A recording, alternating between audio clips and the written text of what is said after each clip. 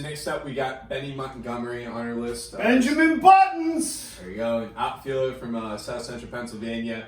A pretty interesting prospect. You're talking about a kid that's 6'4", 200, and is just really raw physically, as raw as it gets. You're talking about a 70 run tool, a 60 arm, a 60 glove, like a kid that really honestly today could probably play in a big league outfield. So when you guys first take a look at the film, look at Benny, what are some of the things that you like? What are some of the things you think make him a special prospect?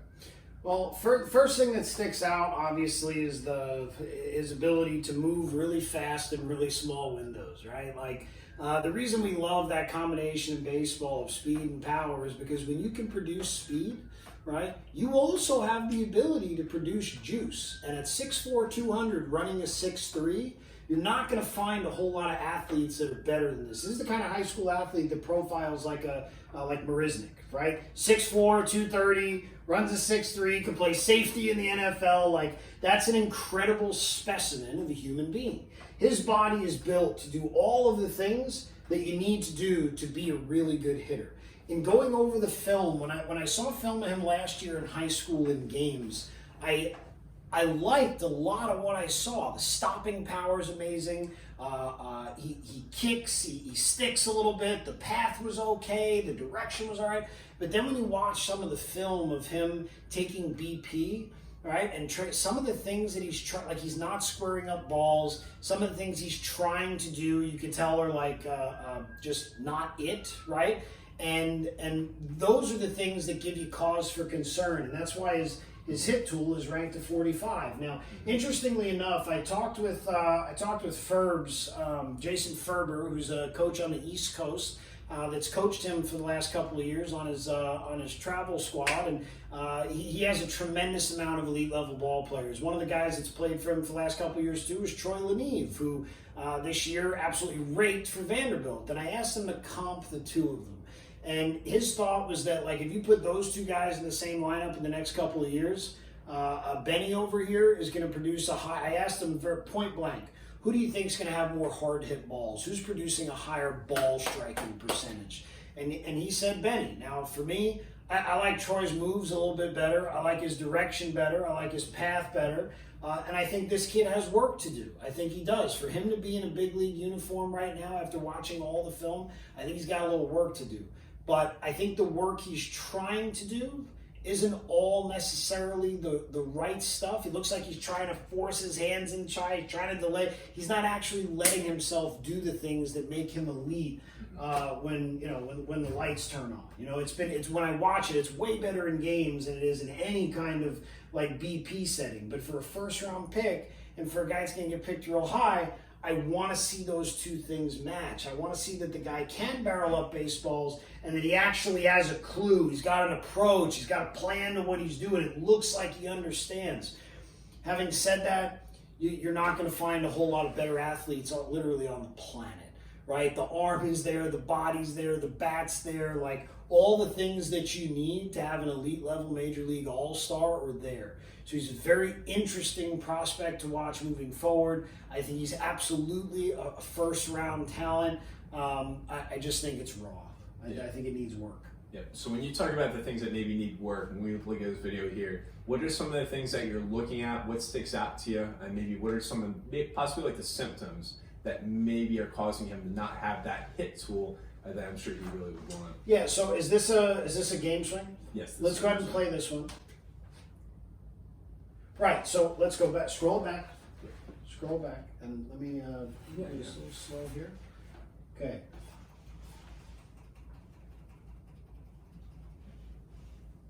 So, for me, a little leaky right here, a little shifty, a little leaky to the front side.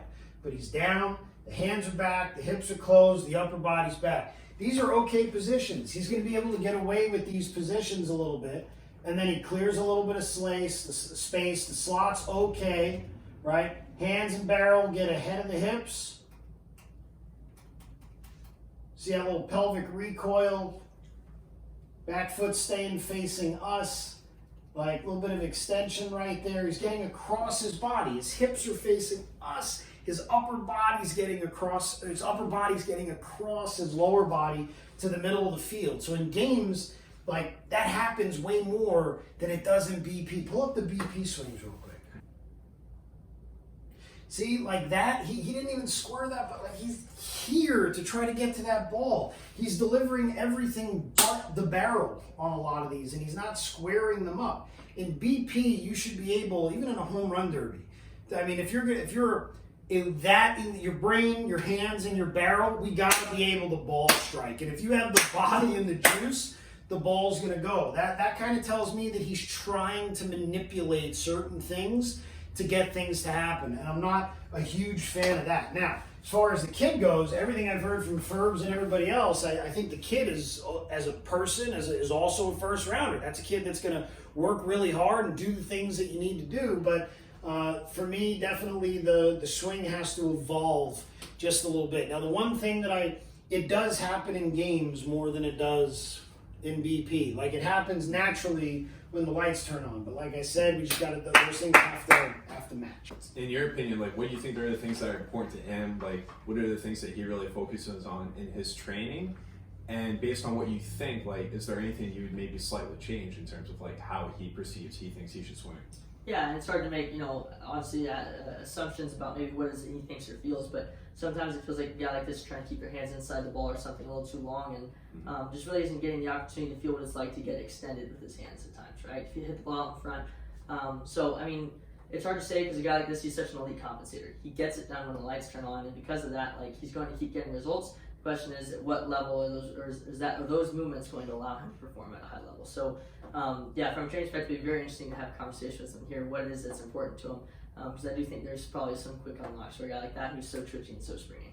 One of the things that I want to touch on for the viewers at home, just so we can be clear, we got to be super clear for everybody on things that are important to them. It's not about what's important to them. It's about what they're. I don't even. You know what I'm trying to say. It may not be important to him at all to keep his hands inside the ball, but he's been screamed to keep his hands inside. So it has nothing to do with what's important to him.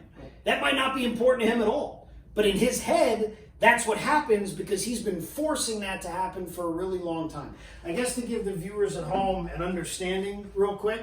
So after we land, that ball is like 15 feet out in front. When our body starts to move, this barrel has to swivel to be able to get to the ball. There's a lot of different ways for that to happen. We watch Arenado, he's got a high hand path to get to that ball. You watch Trout on inside pitches, he'll chicken wing to get to that ball. Bottom line, barrel has to get square to the ball, right? The thought to stay inside the ball can be really good for some guys. But for other guys, if they actually do that in their swing, that's not staying inside the ball well at all, right? That's just delaying your barrel so you can fillet the ball instead of actually delivering the head.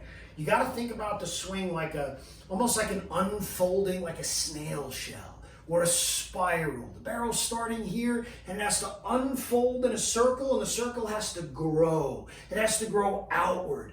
As long as we're preventing that circle from ever happening, we're not giving ourselves the ability to deliver the barrel to the ball. This freaking kid's power tool is rated at 55. That should be a 70 also. He's 6'4", 200 pounds with long levers, and he runs a 6'3". He should be hitting balls to the freaking moon. This has nothing to... His 55 power grade is super low compared to where his potential is. I think he's got it. I would give him a 60 power grade or 65 inside his body.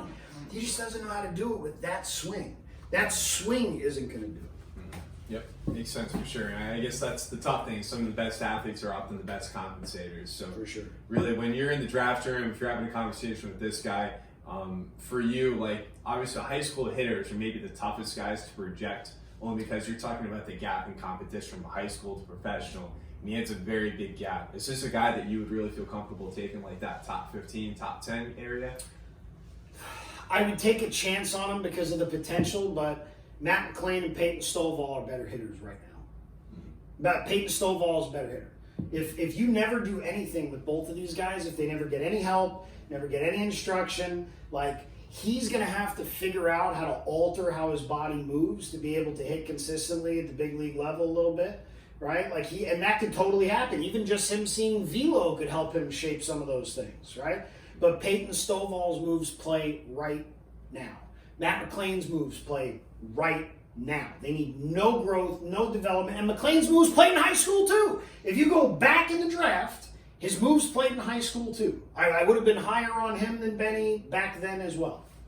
So, I think really if you're in the camp of really high ceiling, high like possible projecting kind of guys, like Benny Montgomery's your guy. Huge. You're looking at a high school outfit that's going to be able to do some things like this is going to be your guy. So I think really as a club, it just depends on really what you're comfortable taking on, like maybe what your needs are. We've had success before in the past, but he can be a really interesting pick if you're looking for that raw high school kid that you're looking to be in the bigs hopefully 2, 3, 4 years. Yep. Careful thing you got to watch out for is, you know, I don't know how many people out there remember a name Bubba Thompson. Also super elite, maybe even more so than Benny. I mean, who knows? Bubba might have been a 6'2" runner, right? We're talking absolute wheels, you know, Cheetos from the outfield, like super big juice, and, you know, still waiting and still hitting, you know, 200 in A-ball, right? Because, and the moves were, if you just look at him in high school, the moves weren't going to play in high school. They weren't going to play, and he hasn't developed.